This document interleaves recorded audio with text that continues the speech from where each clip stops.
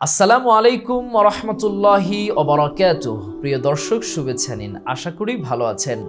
আজকে আমরা অত্যন্ত গুরুত্বপূর্ণ একটি বিষয়কে সামনে রেখে কথা বলার জন্য চেষ্টা করব। এই পবিত্র রমাদানুল মুবারকে আমরা দিনের বেলা রোজা রাখলেও অনেকেই আছি যারা রাতের বেলা তারাবির সালাত আদায় করি না।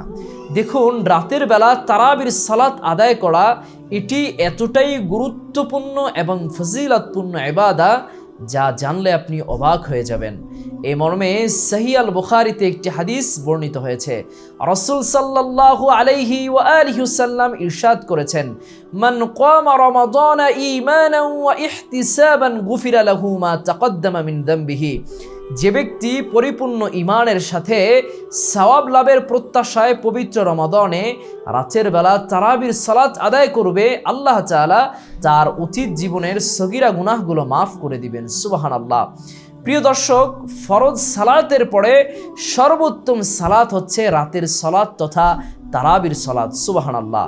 এই মর্মে একটি হাদিস বর্ণিত হয়েছে। রাসূল সাল্লাল্লাহু আলাইহি ওয়া আলিহি ওয়াসাল্লাম ইরশাদ করেছেন, আফদালুস সালাতি বাদাল ফরিদাতি সালাতুল লাইল।